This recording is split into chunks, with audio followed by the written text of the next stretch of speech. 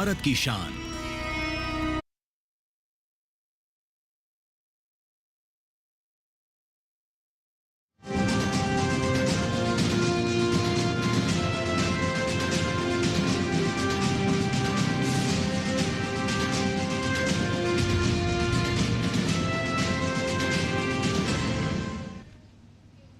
नमस्कार, किसान समाचार में आप सभी का स्वागत है। सबसे पहले मुख्य समाचार। भयंकर बाढ़ झेल रहे पंजाब के बाढ़ प्रभावित इलाकों के दौरे पर केंद्रीय कृषि मंत्री शिवराज सिंह चौहान।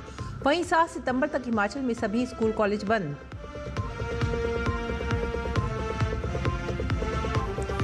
जीएसटी काउंसिल की मीटिंग में बुधवार को वित्त मंत्री निर्मला सीतारमण ने कहा, कृषि उत्पाद में इस्तेमाल होने वाली मशीनों पर जीएसटी दर 12% से घटकर 5% की गई। प्रधानमंत्री मोदी ने जीएसटी काउंसिल के फैसले पर जताई खुशी। केंद्र सरकार का छत्तीसगढ़ के किसानों के लिए ऐतिहासिक कदम। किसानों को सितंबर महीने में मिलेगा 60,000 टन अतिरिक्त यूरिया। राज्य की समितियों में पर्याप्त मात्रा में उपलब्ध है खाद। दिल्ली में लगातार खतरे के निशान से ऊपर यमुना। पुराना लोहा ब्रिज बंद। सुरक्षित स्थानों पर भेजे गए निचले इलाकों में रहने वाले लोग। समाचार अब विस्तार से। पंजाब के लगभग 23 जिले बाढ़ से प्रभावित हैं। राज्य में सभी स्कूल, कॉलेज और यूनिवर्सिटी की छुट्टियां 3 सितंबर से बढ़ाकर 7 सितंबर तक कर दी गई हैं। इस मुश्किल हालत के कारण किसानों और फसलों को काफ़ी नुकसान पहुंचा है। बाढ़ प्रभावित सभी राज्यों की मदद के लिए केंद्र सरकार का प्रयास लगातार जारी है। इसी क्रम में केंद्रीय कृषि मंत्री शिवराज सिंह चौहान ने अमृतसर के बाढ़ प्रभावित इलाकों का दौरा किया।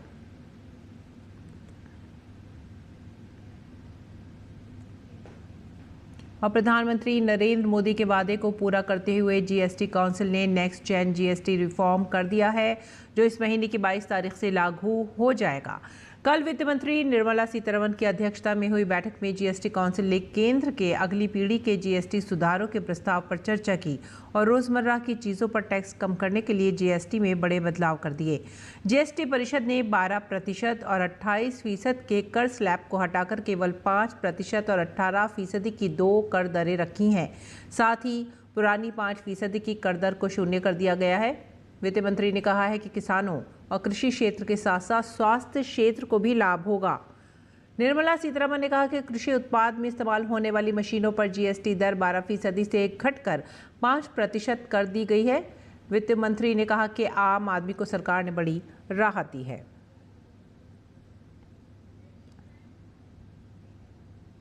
प्रधानमंत्री नरेंद्र मोदी ने जीएसटी काउंसिल के फैसले पर अपनी खुशी जताई है। सोशल मीडिया प्लेटफॉर्म एक्स पर लिखा कि स्वतंत्रता दिवस पर अपने भाषण के दौरान मैंने जीएसटी में अगली पीढ़ी के सुधार लाने के हमारे इरादे के बारे में बात की थी। केंद्र सरकार ने व्यापक जीएसटी दरों को युक्ति संगत बनाने और प्रक्रियागत सुधारों के लिए एक विस्तृत प्रस्ताव तैयार किया था, जिसका उद्देश्य आम आदमी के जीवन को आसान बनाना और अर्थव्यवस्था को मजबूत करना है। ये बताते हुए खुशी हो रही है कि जीएसटी काउंसिल, जिसमें केंद्र और राज्य शामिल हैं, ने सामूहिक रूप से केंद्र सरकार द्वारा जीएसटी दरों में कटौती और सुधारों पर प्रस्तुत प्रस्तावों पर सहमति व्यक्त की है, जिससे आम आदमी, किसानों, एमएसएमई, मध्यम वर्ग, महिलाओं और युवाओं को लाभ होगा। व्यापक सुधार हमारे नागरिकों के जीवन को बेहतर बनाएंगे और सभी के लिए, विशेष रूप से छोटे व्यापारियों और व्यवसायों के लिए व्यापार करने में आसानी सुनिश्चित करेंगे।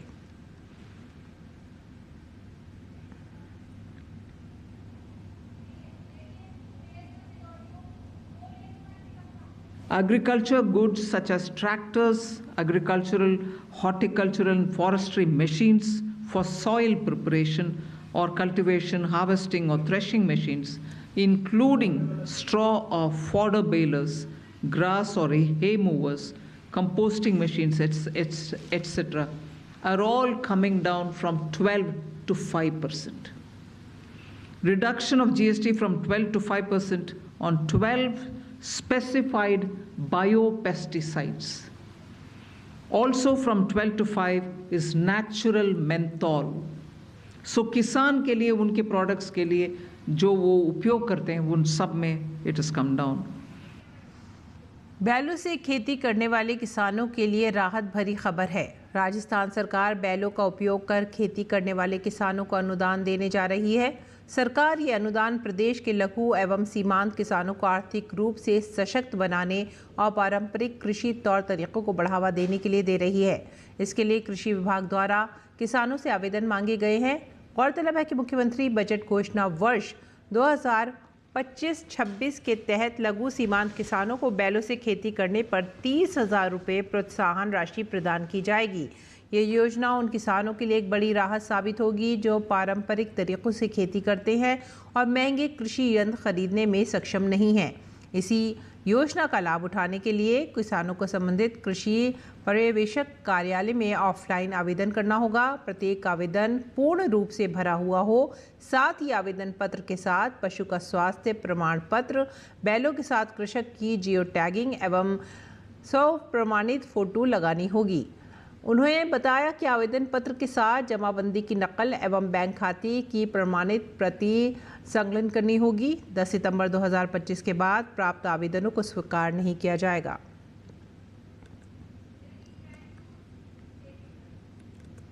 केंद्र सरकार ने छत्तीसगढ़ के लिए 60,000 टन अतिरिक्त यूरिया का आवंटन मंजूर किया है। किसानों को ये यूरिया सितंबर महीने में वितरित किया जाएगा। किसानों को समय पर यूरिया खाद मिल सके, इसके लिए सरकार द्वारा कई प्रयास किए जा रहे हैं। इसी कड़ी में छत्तीसगढ़ के किसानों को एक बड़ी राहत मिली है। गौरतलब है कि सरकार ने छत्तीसगढ़ के लिए 60,000 टन अतिरिक्त यूरिया के आवंटन को मंजूरी दे दी है। इसमें सितंबर माह के पहले सप्ताह में 20,000 टन, दूसरे सप्ताह में 35,000 टन और शेष 5,000 टन की आपूर्ति माह के अंत तक सुनिश्चित की जाएगी।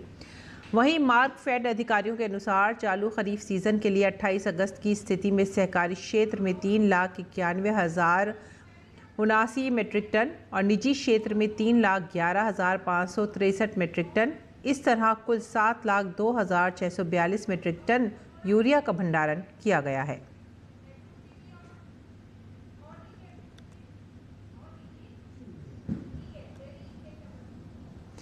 समाज कल्याण विभाग के राज्य मंत्री स्वतंत्र प्रभार असीम अरुण ने मुख्यमंत्री कृषि उद्यमी स्वावलंबन एग्री जंक्शन जागरूकता अभियान कार्यक्रम में शिरकत की। उन्होंने कहा कि डबल इंजन की सरकार कृषि क्षेत्र में आधुनिक तकनीक, उन्नत बीज, कृषि यंत्रों पर रियायत और फसलों को प्राकृतिक आपदाओं से सुरक्षित रखने के लिए बीमा योजना का लाभ किसानों को दे रही है। इससे किसानों की आय में लगातार वृद्धि हो रही है। कृषि क्षेत्र के उन्नयन और नवाचार से ही विकसित भारत का संकल्प पूरा होगा। असीम अरुण ने कहा कि मल्टी लेयर फार्मिंग, मशरूम उत्पादन का विकसित मॉडल तैयार कर, वर्मी कंपोस्ट यूनिट स्थापित कर और अन्य नवाचार के माध्यम से युवा कृषि को सफल रोजगार के रूप में चुन रहे हैं। उन्होंने बताया कि कैसे किसान सरकार की योजनाओं और प्रशिक्षण का लाभ लेते हुए अपनी आय को बढ़ा रहे हैं। उन्होंने कहा कि जो मुर्गी फार्म बंद हो गए हैं उनके संचालकों को पुनः शुरू करने के लिए प्रोत्साहित किया जाएगा। और चौधरी श्रवण कुमार हिमाचल प्रदेश कृषि विश्वविद्यालय हिमाचल प्रदेश के कुलपति प्रोफेसर नवीन कुमार ने बुधवार को राष्ट्रीय कृषि विकास योजना के अंतर्गत सतत सब्जी खेती और उद्यमिता के अवसरों के लिए हाइड्रोपोनिक्स विषय पर एक प्रशिक्षण कार्यक्रम का शुभारंभ किया। सब्जी विज्ञान और पुष्प विज्ञान विभाग द्वारा आयोजित इस प्रशिक्षण का उद्देश्य किसानों के बीच नवीनतम और टिकाऊ कृषि पद्धतियों को बढ़ावा देना है। इस अवसर पर बोलते हुए प्रोफेसर कुमार ने साल भर सब्जी उत्पादन सुनिश्चित करने, संसाधनों के संरक्षण और युवाओं एवं प्रगतिशील किसानों के लिए उद्यमिता के अवसर पैदा करने में हाइड्रोपोनिक्स के महत्व पर प्रकाश डाला। प्रशिक्षण में किसानों ने सक्रिय रूप से भाग लिया और टिकाऊ एवं लाभदायक सब्जी उत्पादन के लिए हाइड्रोपोनिक विधियों को अपनाने में गहरी रुचि व्यक्त की। प्रशिक्षण के दौरान प्रतिभागियों को उर्वरक, गुणवत्तापूर्ण बीज और मिट्टी रहित परिस्थितियों में उगाई जाने वाली विभिन्न फसलों के व्यवहारिक प्रदर्शन प्रदान किए गए। चेरी, टमाटर, शिमला मिर्च और लेटस जैसी फसलों का प्रदर्शन भी किया गया।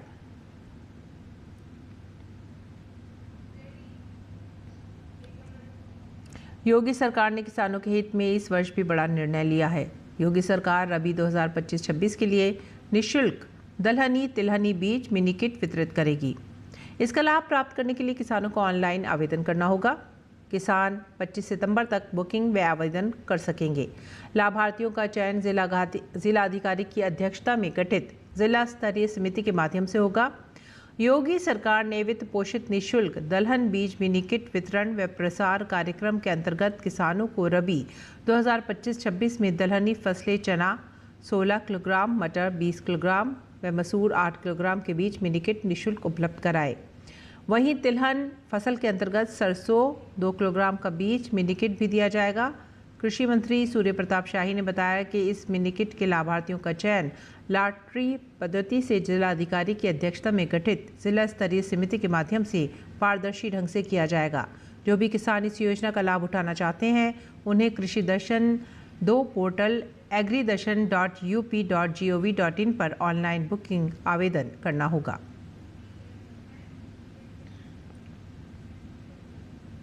और कपास की एमएसपी को लेकर केंद्रीय मंत्री गिरिराज सिंह ने दिल्ली में वस्त्र विभाग के अधिकारियों के साथ बड़ी बैठक की है। बैठक का उद्देश्य 1 अक्टूबर 2025 से शुरू होने वाले आगामी खरीफ विपणन सत्र 2025-26 के दौरान कपास के लिए न्यूनतम समर्थन मूल्य के कार्यान्वयन की तैयारियों का आकलन करना था। कपास किसानों के कल्याण के लिए सरकार की प्रतिबद्धता दोहराते हुए केंद्रीय मंत्री गिरिराज सिंह ने आश्वासन दिया कि एमएसपी दिशा निर्देशों के तहत कपास की सभी खरीद बिना किसी व्यवधान के की जाएगी, जिसमें समय पर पारदर्शी और किसान केंद्रित सेवा वितरण पर ध्यान केंद्रित किया जाएगा। उन्होंने कपास किसानों के हितों की रक्षा करने और डिजिटल रूप से सशक्त इकोसिस्टम की दिशा में परिवर्तन को गति देने के सरकार के दृष्टिकोण की पुष्टि की। एमएसपी के तहत कपास की खरीद उत्तरी राज्यों में 1 अक्टूबर, मध्य राज्यों में 15 अक्टूबर और दक्षिणी राज्यों में 21 अक्टूबर 2025 से शुरू होगी। इस सीजन से देश भर में कपास किसानों के लिए आधार आधारित सेल्फ रजिस्ट्रेशन और 7 दिन की रोलिंग स्लॉट बुकिंग की सुविधा कपास किसान मोबाइल ऐप के माध्यम से दी जाएगी। ये ऐप पूरी प्रक्रिया को डिजिटल रूप से नियंत्रित करेगी।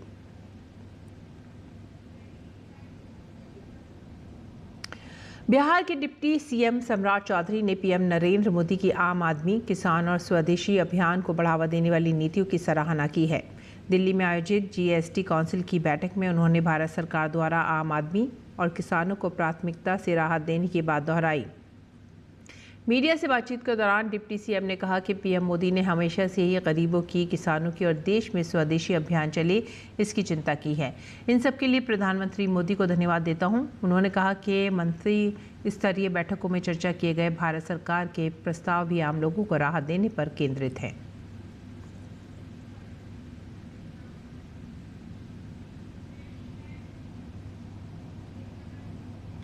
अगली खबर हिमाचल प्रदेश से। हिमाचल प्रदेश में लगातार हो रही बारिश और भूस्खलन के कारण सामान्य जनजीवन बुरी तरह से प्रभावित हुआ है। वहीं हिमाचल में अगले 2 दिनों तक बारिश से राहत मिलने की संभावना है। इसके साथ ही बारिश का दौर थमने से राहत और बचाव कार्य में तेजी आने की उम्मीद है। सामान्य स्थिति बहाल करने के प्रयास जारी हैं। राज्य सरकार ने एहतियातन पूरे प्रदेश में 7 सितंबर तक सभी स्कूल कॉलेज बंद रखने के आदेश दिए हैं। चंबा जिले में मणिमहेश यात्रा के दौरान भरमौर में फंसे लगभग 80 तीर्थ यात्रियों को चंबा लाया गया और उनके गंतव्यों के लिए रवाना किया गया।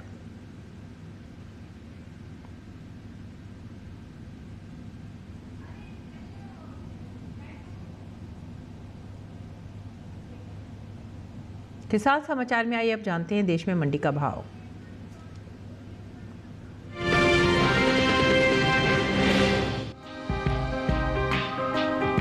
गेहूं की आवक इन दिनों ज्यादातर कृषि उपज मंडियों में सामान्य बनी हुई है। हाजिर भाव को देखें तो सोमवार के दिन एगमार्ट नेट के मुताबिक गेहूं के सौदे उठापटक के साथ हुए। 1 सितंबर को गुजरात की जंबूसर मंडी में गेहूं का भाव था 2,800 रुपए। 2 सितंबर को इसके सौदे 200 रुपए चढ़कर 3,000 रुपए पर हुए। राजस्थान की सूरतगढ़ मंडी में इस दौरान गेहूं के सौदे नरमी के साथ हुए। यहाँ 1 सितंबर को गेहूं का भाव था 2,580 रुपए। 2 सितंबर को इसके सौदों में 30 रुपए की गिरावट आई और भाव हो गया 2,550 रुपए। उत्तर प्रदेश की अलीगंज मंडी में बीते 2 दिनों के दौरान गेहूं के भाव स्थिर रहे। यहाँ 1 और 2 सितंबर को गेहूं 2,455 रुपए पर बिका। उत्तर प्रदेश की दूसरी मंडियों में गेहूं के भाव की बात करें तो लालगंज मंडी में यहां मंगलवार के दिन गेहूं का भाव रहा 2,500 रुपए। बदायूं मंडी में गेहूं 2,500 रुपए पर बिका। साथ ही चोरी चौरा मंडी में भी इस दौरान गेहूं के सौदे 2,500 रुपए पर ही हुए। कृषि एवं किसान कल्याण मंत्रालय ने साल 2024-25 के लिए प्रमुख कृषि फसलों के तीसरे अग्रिम अनुमान के आंकड़ों को जारी किया है, जिसके मुताबिक साल 2024-25 के दौरान रबी गेहूं की उपज 1,175 लाख 7,000 टन होने का अनुमान है। वहीं अगर इसकी तुलना बीते साल से करें तो साल 2023-24 के दौरान रबी गेहूं की पैदावार 1,132 लाख 92 हजार टन थी। घरेलू स्तर पर गेहूं की पैदावार अच्छी होने की वजह से देश में गेहूं की उपलब्धता पर्याप्त मात्रा में है। बता दें कि केंद्र सरकार ने कुछ समय पहले ही गेहूं की एमएसपी में बढ़ोतरी की है। सरकार के इस फैसले से किसानों को उनकी फसलों का उचित दाम मिलेगा, साथ ही किसानों की आय में भी वृद्धि होगी। साल 2024-25 के दौरान गेहूं की एमएसपी 2,300 रुपए प्रति क्विंटल थी, जिसे साल 2025-26 के दौरान 150 रुपए प्रति क्विंटल बढ़ाकर 2,450 रुपए प्रति क्विंटल कर दिया गया है।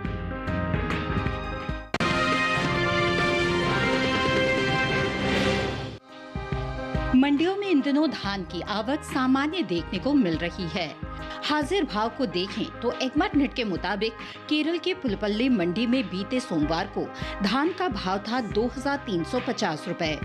मंगलवार को धान के भाव में कोई बदलाव देखने को नहीं मिला और भाव 2,350 पर ही रहे। उत्तर प्रदेश की लालगंज मंडी में बीते 2 दिनों के दौरान धान के भाव स्थिर रहे। यहां 1 और 2 सितंबर को धान 2,350 रुपए पर बिका। राज्य की ही रायबरेली मंडी में धान के सौदे मजबूती के साथ हुए। यहां 1 सितंबर को धान का भाव था 2,305 रुपए।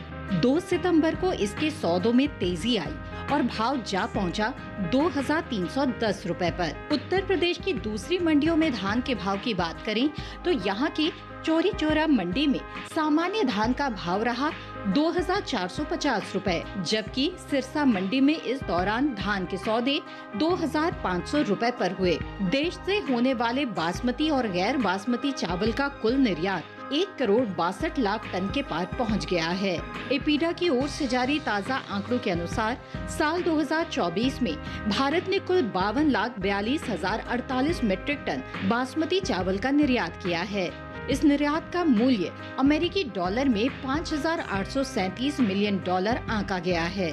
भारत से बासमती चावल का आयात करने वाले प्रमुख देशों में सऊदी अरब, ईरान, इराक, अमेरिका और यमन गणराज्य शामिल है। वहीं गैर बासमती चावल के निर्यात की बात करें तो साल 2024 के दौरान भारत ने गैर बासमती चावल का निर्यात 1,11,16,000 मीट्रिक टन से ज्यादा का किया है, जिसके अमेरिकी डॉलर में कीमत $4,470 मिलियन है।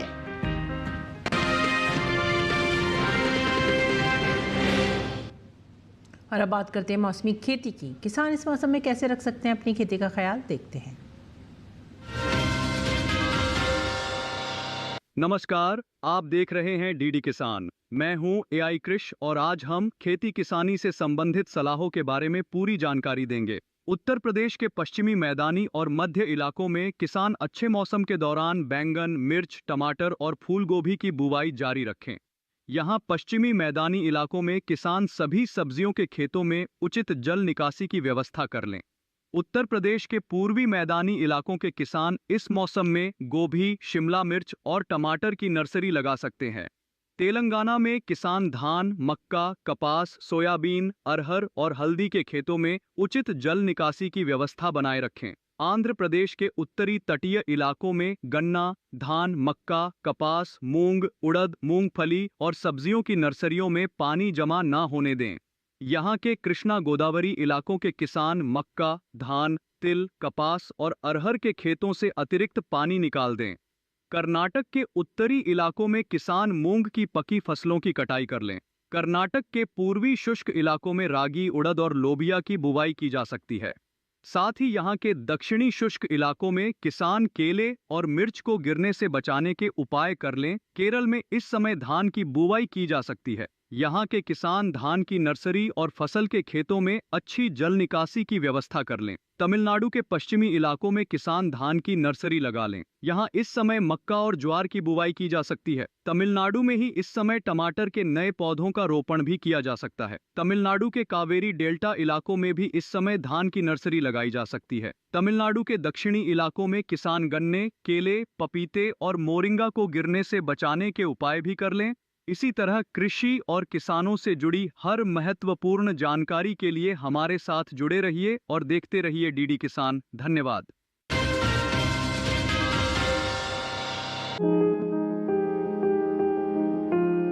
अच्छी पैदावार के लिए बेहतर किस्मों का चुनाव करना चाहिए। हरी मिर्च की पूसा सदाबहार एक उन्नत किस्म है।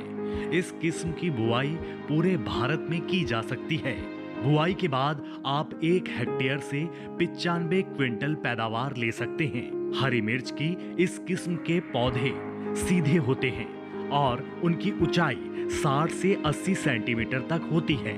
इस किस्म में मिर्च की लंबाई 6 से 8 सेंटीमीटर होती है और एक गुच्छे में 6 से लेकर 14 मिर्च लग सकती हैं।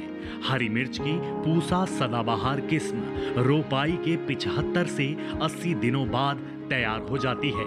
हरी मिर्च की बुआई के लिए 1 से 1.5 किलो बीज लें। बीजों की इतनी मात्रा 1 हेक्टेयर खेत के लिए काफी रहेगी।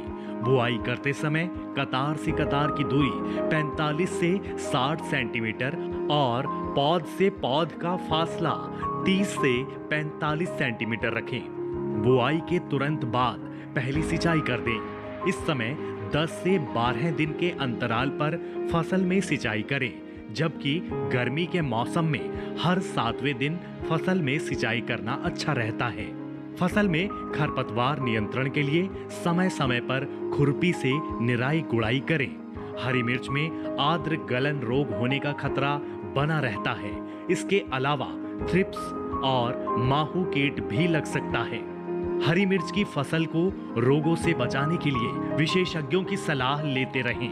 ध्यान रखें कि दवा का छिड़काव संबंधित विशेषज्ञ की सलाह से सिर्फ प्रभावित जगह पर ही करना है।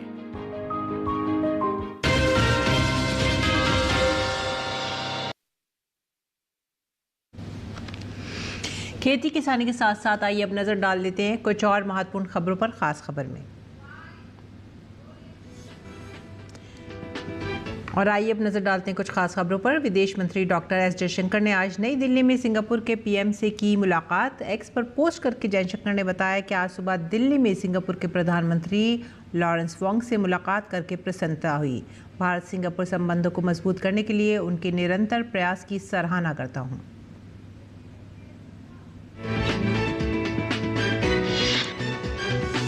प्रधानमंत्री नरेंद्र मोदी और उनके दिवंगत मां के बिहार में हुए अपमान पर आज दोपहर 12 बजे तक बिहार बंद रहा। विपक्षी गठबंधन के मंच से अपशब्द कहे जाने के विरोध में बीजेपी की अगुवाई वाली एनडीए ने आज सुबह 7 से 12 बजे तक यानी आधे दिन तक बिहार बंद बुलाया था। सिंथेटिक एवं रेयॉन वस्त्र निर्यात संवर्धन परिषद के चेयरमैन शालीन तोशनीवाला ने केंद्र सरकार की ओर से किए गए ताज़ा जीएसटी रिफॉर्म्स का स्वागत किया। शालीन तोशनीवाला ने इस कदम के लिए प्रधानमंत्री नरेंद्र मोदी और वित्त मंत्री निर्मला सीतारमण को धन्यवाद कहा। इलेक्ट्रॉनिक्स एवं सूचना प्रौद्योगिकी मंत्री अश्विनी वैष्णव ने हरियाणा के आईएमटी सोना में एटीएल एम्प्रेक्स टेक्नोलॉजी लिमिटेड उन्नत लिथियम आयन सेल विनिर्माण सुविधा का उद्घाटन किया। एटीएल जापान के टीजी के समूह का हिस्सा है। झारखंड के पलामू जिले में पुलिस और टीएसपीसी माओवादियों के बीच मुठभेड़। मनातू के केदल जंगल में हुई इस मुठभेड़ में पुलिस के 2 जवान शहीद हो गए हैं, वहीं एक जवान घायल हो गया है। घायल जवान रोहित कुमार का इलाज जारी है।